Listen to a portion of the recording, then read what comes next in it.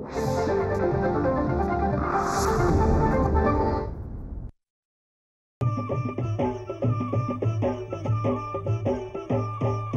काळी आई धनधान्य देई, ही काळी आई धनधान्य देई. जोडते मनाची नाती आमची माती, आमची माणसं, आमची माती, आमची माणसं, आमची माती, आमची माणसं, आमची माती, आमची माणसं, आमची माती, आमची माणसं.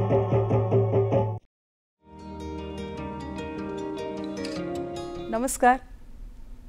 आमची माती आमची माणसं कार्यक्रमात मी डॉक्टर वनिता घाडगे आपल्या सर्वांचं स्वागत करते. मंडळी, वेगवेगळ्या प्रकारची भरड धान्य आहेत. उदाहरणार्थ ज्वारी असेल, बाजरी असेल, राळा असेल, तर या भरड धान्यावरती वेगवेगळ्या प्रक्रिया कशा करायच्या आणि वेगवेगळे पदार्थ कसे बनवायचे, निवडक आणि स्वादिष्ट पदार्थ कसे बनवायचे, या संदर्भामध्ये आजच्या कार्यक्रमाचा आपला विषय आहे भरडधान्य प्रक्रिया उद्योग.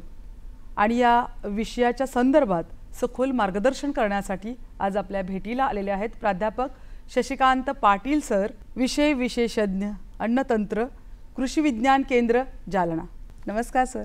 नमस्कार. आजच्या कार्यक्रमात आपलं मनपूर्वक स्वागत. धन्यवाद. तर सगळ्यात पहिल्यांदा सांगा की ही भरडधान्य म्हणजे काय?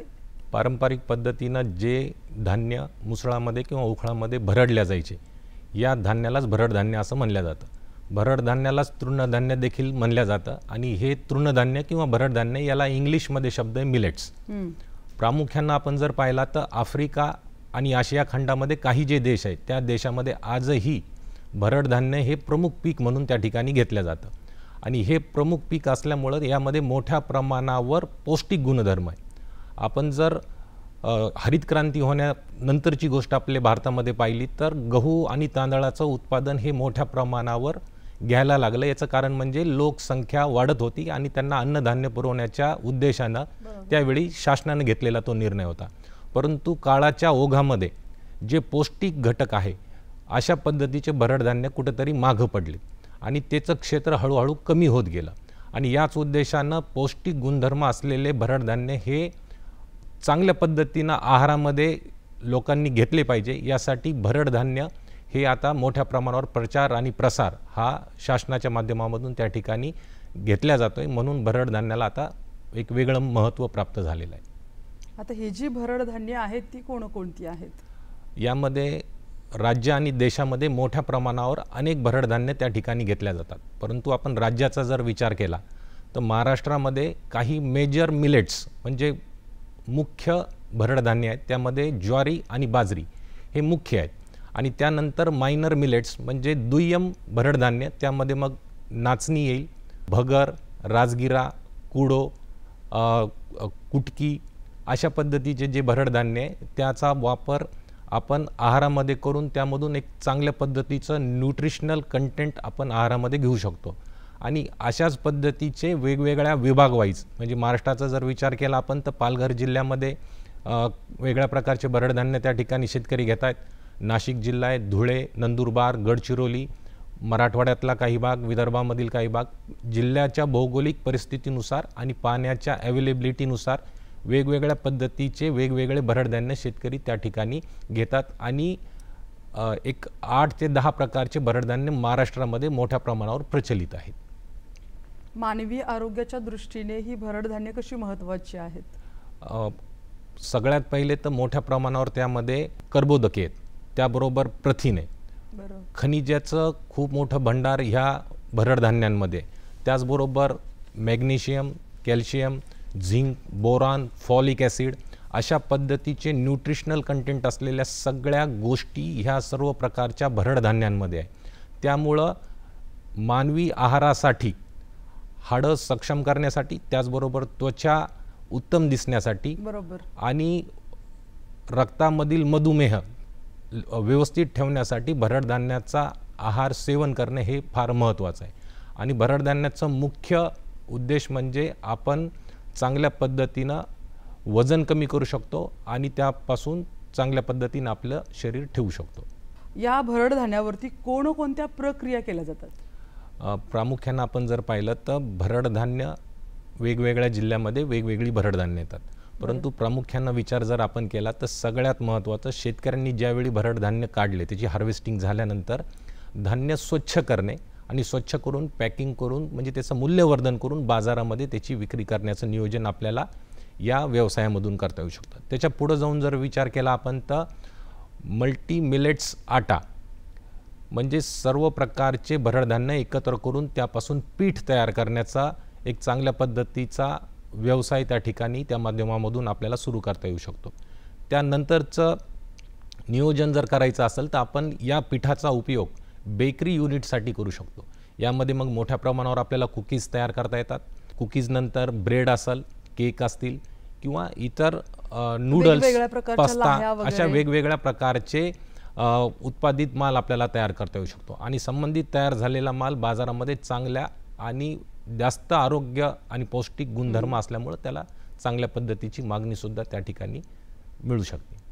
आता हे जे काही प्रक्रिया आपण करणार आहोत तर त्याच्यासाठी विशिष्ट अशी यंत्रसामुग्री असेल, मशिनरी असेल, ती गरजेची, तर त्याविषयी काय सांगाल?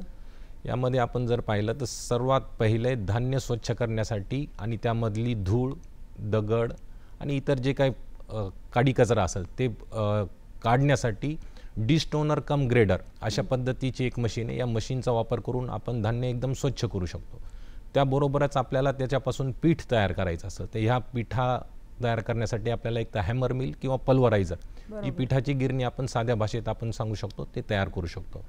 त्यानंतर आपण बेकरी युनिटचा जर विचार केला तर त्यामध्ये आपल्याला कुकीज, बिस्किट तयार करण्यासाठी किंवा ब्रेड तयार करण्यासाठी आपल्याला ओव्हनची आवश्यकता आहे. त्याबरोबर कटिंग मशीन, पॅकेजिंग मशीन, ज्वारीच्या चांगल्या आणि उत्कृष्ट लाह्या तयार करण्यासाठी रोस्टर, त्याचबरोबर पोहे तयार करण्यासाठी, ज्वारीचे पोहे तयार करण्यासाठी किंवा इतर भरड धान्याचे पोहे तयार करण्यासाठी सोकिंग मशीन आणि प्रेसिंग मशीन अशा मशीनचा वापर सुद्धा आपल्याला या माध्यमामधून करता येतात. आणि ह्या सर्व मशिनरी ज्या आहेत याला मिलेट मिल असंही आपल्याला म्हणता येईल. या मिलेट मिलच्या माध्यमामधून आपल्याला असे अनेक प्रक्रियायुक्त पदार्थ त्या ठिकाणी करता येऊ शकतात. याचं एक छोटंसं उदाहरण जर सांगायचं झालं तर आपल्याला ह्या भरड धान्यापासून लहान मुलांचा पास्ता किंवा त्यापासून नूडल्स हे देखील आपल्याला तयार करता येऊ शकतात.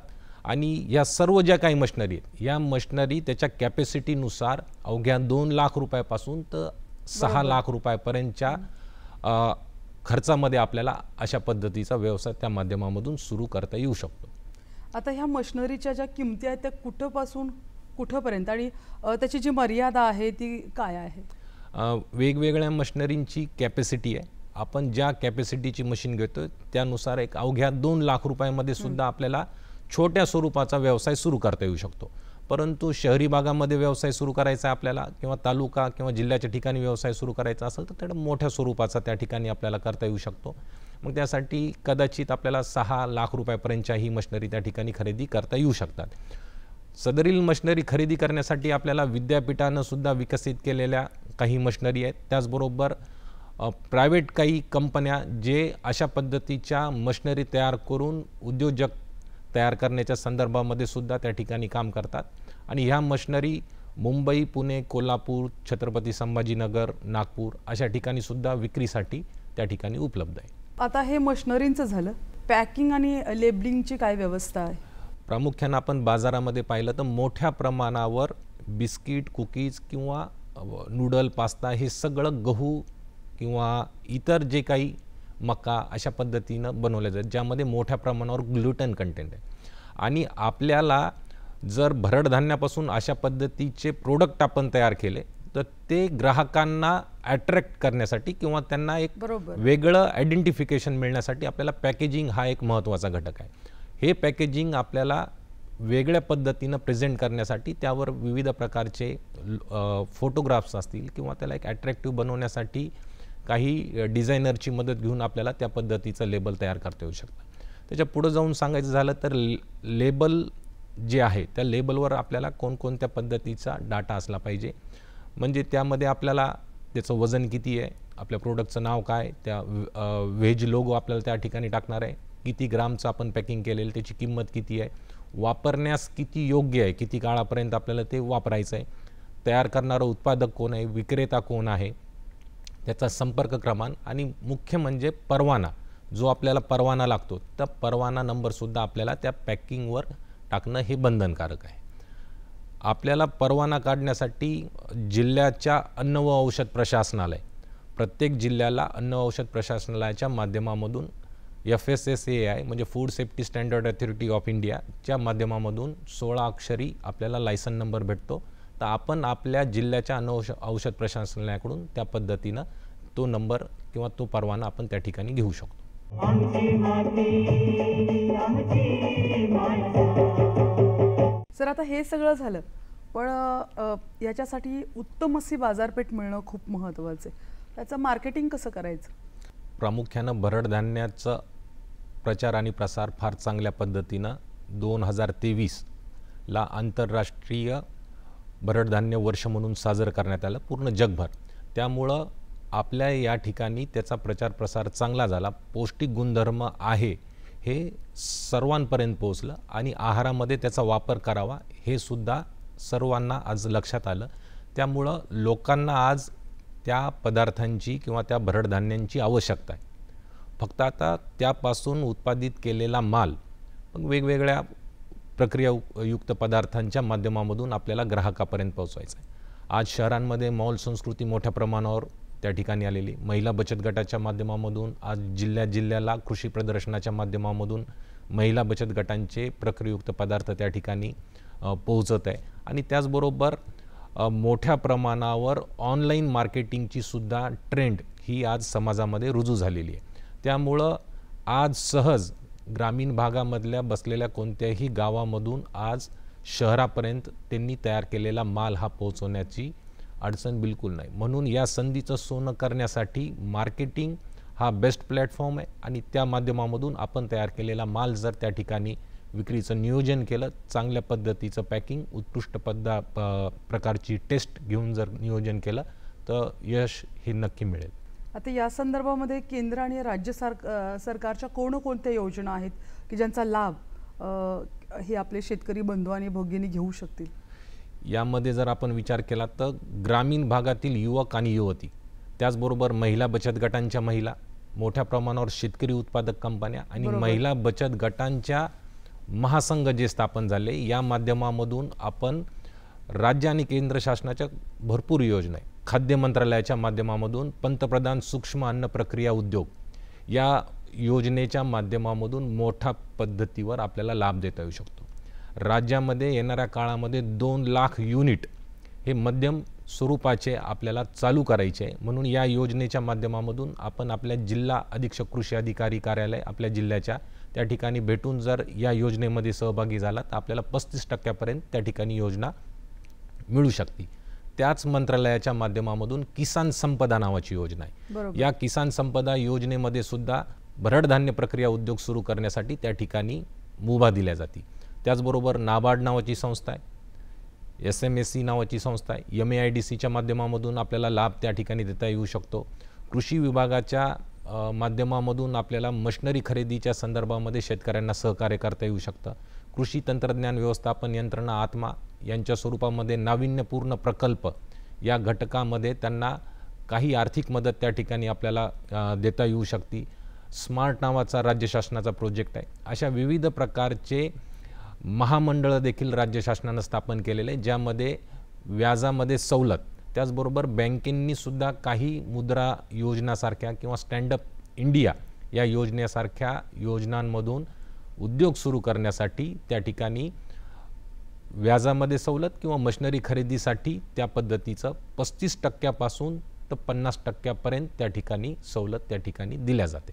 आता ह्या ज्या काही मशिनरी आहेत, म्हणजे भरड धान्य प्रक्रियेसाठी ज्या मशिनरी किंवा जे उपकरणं आपण वापरणार आहोत त्याच्यामध्ये पारंगत होण्यासाठी किंवा त्याच्यातलं कौशल्य हस्तगत करण्यासाठी कुठे प्रशिक्षण मिळतं किंवा कुठे सुविधा आहे हे प्रशिक्षण घेण्याची? भरड धान्यावर काम करण्यासाठी देश पातळीवर राष्ट्रीय भरड धान्य संशोधन संस्था हैदराबाद आंध्र प्रदेशमध्ये कार्यरत आहे, जी फक्त भरड धान्यांवरच काम करते. देशांमध्ये जेवढे भरड धान्य आहेत त्यावर संशोधन आणि त्यापासून प्रक्रियायुक्त पदार्थ याचं संशोधन करण्याचं काम त्या माध्यमामधून होतं. त्यांचंच एक सबस्टेशन सोलापूर जिल्ह्यामध्ये त्या ठिकाणी त्यांनी केलेलं आहे. त्या ठिकाणी सुद्धा आपल्याला कौशल्यप्राप्त असे प्रशिक्षण त्या माध्यमामधून घेता येऊ शकतात. त्याबरोबरच राज्यामध्ये बाळासाहेब सावंत कोकण कृषी विद्यापीठ या विद्यापीठामध्ये आपण प्रशिक्षण घेऊ शकतो. पश्चिम महाराष्ट्रामध्ये महात्मा फुले कृषी विद्यापीठ आहे. वसंतराव नाईक मराठवाडा कृषी विद्यापीठ परभणी मराठवाड्यासाठी त्या ठिकाणी आपल्याला प्रशिक्षण घेता येऊ शकतं. आणि पंजाबराव देशमुख कृषी विद्यापीठ अकोला या 4ही विद्यापीठाच्या माध्यमामधून भरड धान्यांवर प्रचार आणि प्रसार करण्यासाठी त्या ठिकाणी मोठ्या प्रमाणावर प्रशिक्षणाचं आयोजन त्या ठिकाणी केलं जातं. त्याबरोबरच विद्यापीठाच्या मार्गदर्शनाखाली जिल्ह्यातील कृषी विज्ञान केंद्रे देखील काम करत आहे. या कृषी विज्ञान केंद्राच्या माध्यमामधून शेतकऱ्यांना, महिला बचत गटांना आणि ग्रामीण भागातील युवक युवतींना उद्योग सुरू करण्यासाठी एक 7 दिवसाचं प्रशिक्षणाचं आयोजन या ठिकाणी केलं जातं. तर या माध्यमामधून मी सांगू इच्छितो की आपण आपल्या जिल्ह्याच्या कृषी विज्ञान केंद्राशी जर संपर्क साधला तर त्यामधून शेतकऱ्यांना किंवा महिला बचत गटांना त्यामधून कौशल्य प्राप्त करून घेता येऊ शकतं. आपल्याला अधिक नफा मिळवायचा आहे आणि हा प्रक्रिया केलेला जो माल आहे तो निर्यात करायचे, तर ह्या निर्यातीबद्दल काय सांगाल? 2023ला आंतरराष्ट्रीय भरडधान्य वर्ष साजरा केल्यामुळं काय झालं, भरडधान्याचं अनन्यसाधारण महत्त्व हे बाहेर देशामध्ये मोठ्या प्रमाणावर लक्षात आलं आणि त्यामुळं मोठ्या प्रमाणावर त्याची मागणीसुद्धा वाढली. आणि या संधीचं सोनं करण्यासाठी भारतामधून मोठ्या प्रमाणावर छोटे छोटे आणि मध्यम स्वरूपाचे स्टार्टअप हे भरडधान्यावर सुरू झाले आणि त्यामधून मोठ्या प्रमाणावर आखाती देशांमध्ये अशा पद्धतीचे भरडधान्य जिच्यावर प्रोसेसिंग केलेली आहे त्याची मागणी वाढली. अशा पद्धतीचे भरडधान्य आपण सुद्धा एक्सट्रुडेड प्रोडक्ट्सच्या माध्यमामधून नियोजन केलं तर मग दुबई असेल, कतार असेल, ओमन असेल किंवा युरोपियन कंट्रीज असतील, न्यूझीलंड असेल, ऑस्ट्रेलिया, कॅनडा अशा देशांमध्ये मोठ्या प्रमाणावर त्याची मागणी आहे. आणि ज्या त्या देशांच्या मागणीनुसार आपण ज्या त्या पद्धतीचे प्रोडक्ट्स तयार केले तर ते आपल्याला चांगली बाजारपेठ ही त्या माध्यमामधून मिळून आर्थिक सक्षमता त्या माध्यमामधून वाढू शकते. हे जे काही प्रक्रिया करून आपण माल बनवतोय तर याच्या बेकरी युनिटबद्दल काय सांगाल? सध्या भरडधान्यावर मोठ्या प्रमाणावर बेकरी युनिट चालू झालेत. महात्मा फुले कृषी विद्यापीठामध्ये सुद्धा मोठ्या प्रमाणावर विद्यापीठाचं भरडधान्याचं प्रोसेसिंग युनिट आहे बेकरीच्या संदर्भामध्ये, ज्यामध्ये उत्कृष्ट पद्धतीचे बिस्किट्स ज्यामध्ये मल्टी मिलेट्स यूज केलेले आहे जे आरोग्यासाठी चांगलं आहे. आणि त्याचबरोबर कुकीज जे मोठ्या प्रमाणावर बाजारामध्ये आज मागणी कुकीजची वाढलेली आहे. ब्रेड जे रेग्युलर ब्रेड आपण बघतो तर ते ब्रेड हे गव्हाचे ज्यामध्ये मोठ्या प्रमाणावर ग्लुटेन आहे, परंतु आता त्यात तोडीस तोड आणि पौष्टिकता अधिकची असल्यामुळं हे भरडधान्याचे ब्रेडची ही मागणी मोठ्या प्रमाणावर आहे. म्हणून ग्रामीण भागातल्या युवकांनी जर बेकरी युनिटचा विचार केला तर अवघ्या 4 ते 6 लाख रुपयाच्या साहित्यामध्ये मग ओव्हन असेल, कटिंग मशीन असेल, डो मिक्सर असेल किंवा पॅकिंग मशीन असेल अशा मशिनरींचा वापर करून बेकरी युनिट जर चालू केलं तर त्यामधून एक चांगला मोबदला त्या ठिकाणी त्या ग्रामीण भागामध्ये युवकांना किंवा युवतींना मिळू शकतो. सध्या प्रीमिक्स आणि रेडी टू ईटचा जमाना आहे, तर या संदर्भात काय सांगाल? फार चांगला प्रश्न आहे, कारण की जेवढेही भरडधान्य हे भरडधान्यापासून आपलं पीठ तयार होतं आणि या पीठापासून आपल्याला वेगवेगळ्या प्रकारचे प्रीमिक्स तयार करतात. आज बाजारामध्ये जर तुम्ही पाहिलं तर ढोकळ्याचं प्रीमिक्स आहे, तर तशाच ताकदीचं आणि त्याच टेस्टचं आपल्याला भरडधान्याचं पण बनवता येऊ शकतं. इडली आणि डोसा प्रीमिक्स भरडधान्याचं ब्लेंडिंग करून आपल्याला त्या ठिकाणी बनवता येऊ शकतं. लहान मुलांना खाण्यासाठी आपण माल्ट वापरतो, त्या माल्टचा सुद्धा वापर आपण भरडधान्य टाकून त्या ठिकाणी आपण लहान मुलांना त्याचं सेवन करू शकतो.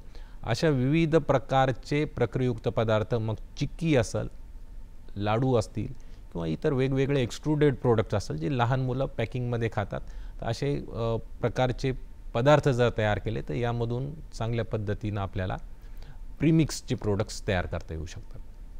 आता सगळ्यात महत्त्वाचा प्रश्न असा आहे की आता ही भरड धान्य प्रक्रिया केलेला जो माल आहे, विशिष्ट मशिनरी वापरून, परत स्किल, ते सगळं यूज करून आपण चांगल्या पद्धतीचा माल तयार करणार आहे, लेबलिंग लावणार आहे, त्याचे पॅकेट्स तयार करणार आहे. हे सगळं केल्यानंतर त्याच्यासाठी योग्य अशी बाजारपेठ, त्याचं निर्यातीकरण आपण करणार आहे. पण या सगळ्यांची गोळाबेरीज, हा जो सगळा घाट आपण घातलेला आहे, त्याचा आउटपुट आणि सगळ्यात महत्त्वाची गोष्ट म्हणजे नफा, तो नफा किती प्रमाणात आपल्याला मिळणार आहे? भरडधान्य प्रक्रिया उद्योग जर आपण सुरू केला तर या व्यवसायामधून वर्षाकाठी आपल्याला 35% तर 50% मोबदला त्या ठिकाणी राहू शकतो. परंतु व्यवसाय सुरू केल्यानंतर 3 ते 5 वर्षापर्यंत आपल्याला तो व्यवसाय कंटिन्युअस ठेवावा लागतो आणि त्याबरोबर आपले जे प्रोडक्ट आहे ते कालांतरानं त्याची सेगमेंटसुद्धा वाढवावी लागेल. म्हणजे उदाहरणार्थ आपण आज बेकरी युनिटमध्ये बिस्किट आणि कुकीज हे 2 गोष्टीच तयार करून पुढं गेलो तर 2 वर्षानंतर तुमच्या प्रोडक्टची डिमांड वाढेल, परंतु तुम्हाला त्याबरोबर ब्रेड, केक किंवा इतर काही ॲडिशनल मिलेट्सचे प्रोडक्टसुद्धा त्या ठिकाणी तयार करावे लागेल किंवा प्रीमिक्सेस पण तयार करावं लागेल, जेणेकरून तुमची व्याप्ती त्या ठिकाणी वाढली पाहिजे. आणि अशा पद्धतीनं जर आपण विचार केला तर पुढच्या 3 ते 5 वर्षानंतर आपलं युनिट पूर्ण फ्री होऊन आपल्याला दरवर्षी किमान 35% आणि जास्तीत जास्त 50% निव्वळ नफा या माध्यमामधून राहू शकतो. आमची माती आमची माणसं. सर, जे बेरोजगार आहेत किंवा महिला बचत गट आहेत, तर त्यांच्यासाठी हा आपला जो भरडधान्य प्रक्रिया उद्योग आहे तो कितपत यशस्वी ठरणार आहे किंवा त्यांच्यासाठी कितपत तो फायदेशीर आहे? कृषी विज्ञान केंद्राच्या माध्यमामधून जे काम महाराष्ट्रामध्ये विविध जिल्ह्यांमध्ये केलं जातं, यामधून आपण जर विचार केला तर कृषी विज्ञान केंद्र विविध प्रकारचे प्रशिक्षण तर त्या ठिकाणी घेतल्या जातं, परंतु त्या ठिकाणी छोट्या आणि मध्यम स्वरूपाचे प्रात्यक्षिकही, म्हणजे ते पदार्थ तयार करण्याचे छोटे मशिनरी असतील त्या माध्यमामधून त्यांना सहकार्य करण्याचा प्रयत्न करतं. अशा पद्धतीच्या प्रयत्नामुळं त्यांना कॉन्फिडन्स येतो आणि त्या पद्धतीचा व्यवसाय सुरू करायला त्यांना धाडस येतं आणि त्यांना लक्षात येतं की हा व्यवसाय करायला आपल्याला अडचण येणार नाही.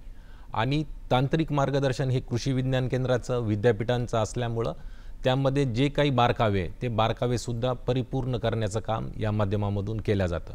आणि ग्रामीण भागामध्ये मोठ्या प्रमाणावर भरडधान्य उपलब्ध आहे आणि भरडधान्य उपलब्ध असल्यामुळं आपल्याला गावामध्येच रॉ मटेरियल जर उपलब्ध झालं तर त्याच्यावर प्रोसेसिंग करणं देखील फार सोपं होतं आणि या माध्यमामधून शहरामध्ये चांगल्या आणि उत्कृष्ट पद्धतीचं आणि पौष्टिक प्रक्रियायुक्त पदार्थ त्या ठिकाणी उपलब्ध होतं. त्या माध्यमामधून त्यांना आर्थिकही रोजगार त्या ठिकाणी आपल्याला उपलब्ध करून देता येतो. आता सगळ्यात महत्त्वाचा प्रश्न म्हणजे तुम्ही ज्या ठिकाणी काम करता, तुमचं जे कार्यक्षेत्र आहे, त्या ठिकाणी असं एखादं उदाहरण आहे का की जे भरडधान्य प्रक्रिया उद्योग त्यानं उभा केलेला आहे आणि तो यशस्वी झालेला आहे?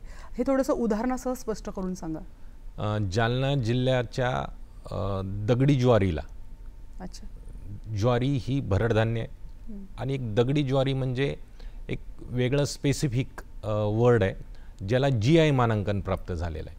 म्हणजे तिथलं जिओग्राफिक इंडिकेशन असल्यामुळं त्या ज्वारीपासून विविध प्रकारचे प्रक्रियायुक्त पदार्थ तयार करण्याचं काम तिथलं स्थानिक महिला बचत गटाच्या माध्यमामधून त्या ठिकाणी झालेलं आहे. आणि अशा पद्धतीचं काम करण्यासाठी कृषी विज्ञान केंद्राच्या माध्यमामधून वेगवेगळ्या प्रकारचे मिलेटचे वेगवेगळ्या स्पर्धा आम्ही त्या ठिकाणी आयोजित केल्या. मग त्यामधून पारंपरिक पद्धतीनं कोणकोणते भरडधान्याचे काय काय प्रोडक्ट्स तयार करता येऊ शकतात अशा पद्धतीचं नियोजन करण्यात आलं. आणि मग महिला बचत गट प्रामुख्यानं पुढं आलेत, आपापल्या ज्या पारंपरिक पद्धतीनं ज्या गोष्टी तयार करतात त्या तयार करू लागल्यात आणि त्या माध्यमामधून ज्वारीपासून मोठ्या प्रमाणावर त्या ठिकाणी पीठ आणि त्या पिठालाच किंवा आटा, त्या आटामध्ये अजून मल्टी मिलेट्स टाकून मग त्यात भगर, राजगिरा अशा पद्धतीचं मिक्स करून, त्याचबरोबर दगडी ज्वारीच्या लाह्या तयार करण्याचं सुद्धा काम ज्या माध्यमामधून पुढं आलेलं आहे. त्याचबरोबर भाकर जशी सोलापूरची फेमस आहे आणि जी बाहेर देशामध्ये जाती, त्याच ताकदीवर जालन्याच्या दगडी ज्वारीची सुद्धा भाकर त्या ठिकाणी करण्याचं काम महिला बचत गटांच्या माध्यमामधून जिल्ह्यापर्यंत तरी आहे आणि येणाऱ्या काळामध्ये ते बाहेर जाण्याच्या प्रगती मार्गावर सुद्धा दिवसेंदिवस होत राहो. करणार आहेत.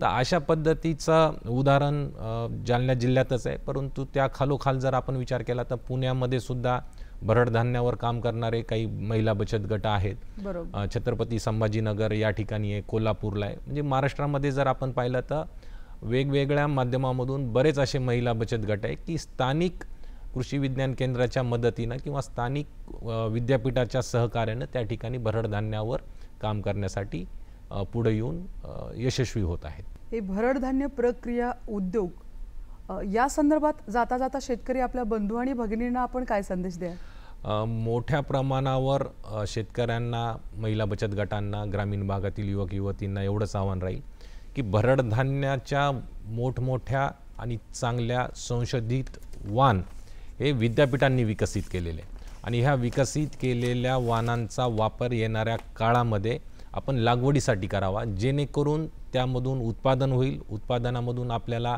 अधिकचा मोबदला त्या ठिकाणी मिळू शकेल आणि उत्पादित झालेल्या मालावर ग्रामीण भागामध्ये जर प्रक्रिया उद्योगाचं जर नियोजन केलं तर यामधून आपल्याला चांगलं आर्थिक स्थैर्य त्या ठिकाणी मिळू शकतं. एवढंच या ठिकाणी मी आवाहन करतो.